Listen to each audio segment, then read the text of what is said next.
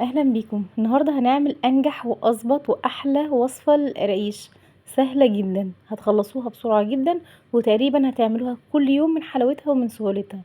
وهنشكلها كمان بطريقه سهله وسريعه، وهقول لكم كمان ازاي الحشوه بتاعتك تبقى موجوده في كل القطعه زي ما انت شايفه كده. شايفه قد ايه بتدوب وهشه؟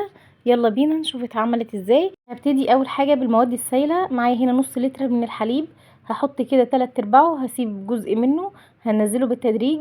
هنزل معاه نص كوبايه من السكر، وعليهم باكت من الخميره، هقلبهم كويس قوي. هسيب لكم بقى المقادير بالكوبايه وبالجرام تحت في صندوق الوصف، وكمان في اول تعليق مثبت. هقلبهم كده واركنهم على جنب بس 5 دقايق لحد لما اجهز الدقيق. معايا كيلو من الطحين او الدقيق، هنزل عليه بمعلقتين من السمسم، دي خطوه اختياريه، ومعاهم معلقه من البيكنج باودر ورشه من الملح. اقلبهم بقى كويس قوي كده زي ما انتم شايفين. وهبتدي اجيب السمنه بتاعتي. معايا حوالي 440 جرام من السمنه، عايزه تسيحيها او تحطيها عادي مفيش مشكله بالطريقه دي زي ما انت شايفه. هقلبهم بقى كده كويس قوي قوي. في الخطوه دي مش هتنفع بقى المعلقه معانا. هنبس بقى الدقيق كده زي ما انتم شايفين بايدينا.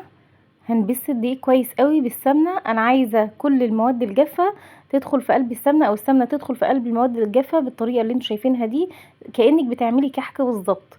شايفين؟ انا كده شبعت الدقيق كله بالسمنه اللي معايا. هجيب بقى الخليط اللي احنا عملناه قبل كده اللي هو السوائل، زي ما انتم شايفين كده. هنزل برضو بالتدريج واحده واحده كده لحد لما اشوف العجينه بتاعتي هتحتاج قد ايه من اللبن. وممكن تستبدلي الحليب او اللبن بالميه عادي خالص، بس تكون دافيه، وتعملي كل خطواتك عادي خالص. هقلب بقى العجين كده زي ما انتم شايفين. انا بس يا دوب بخلط العجين في بعضه كده، يا دوب بلم كده، مش بعجن زي ما انتم شايفين كده، علشان مش عايزه العجينه معايا تعمل عرق. انا عايزاها لما اقطع العجينه تتقطع معايا بكل سهوله، لان دي نواعم مش مخبوزات. شايفين عامله ازاي؟ ما شاء الله هي كده ناعمه وحلوه جدا.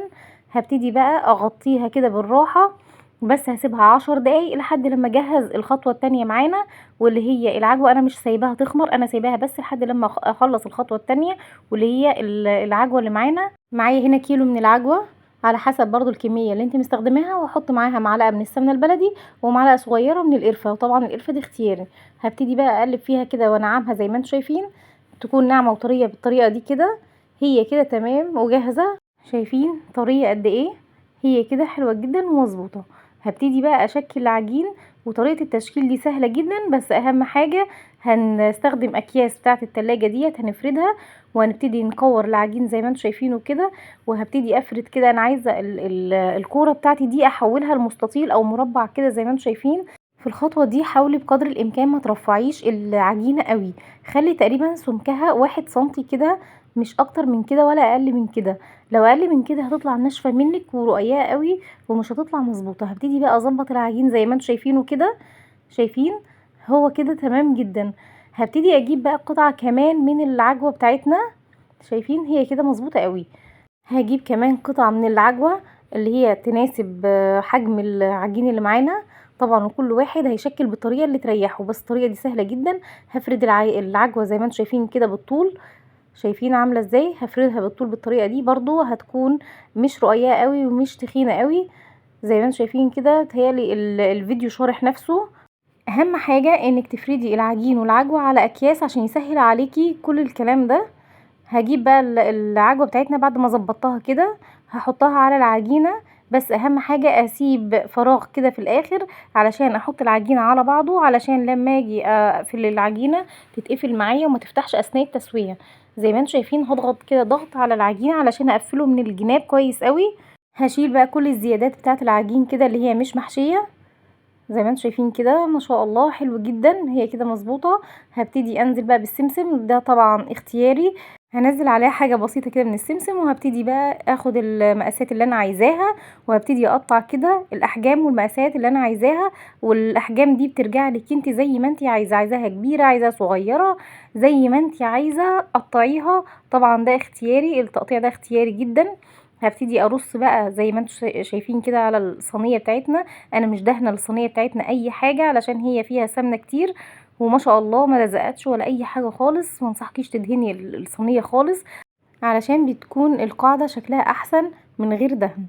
زي ما انتم شايفين كده بقى هكمل بقية الكمية بنفس الطريقة اللي انتم شايفينها دي برضو على الاكياس، ونفس الطريقة هعيد كل اللي انا عملته في الخطوة الاولانية دي لحد لما اخلص باقي العجين كله بنفس الطريقة دي.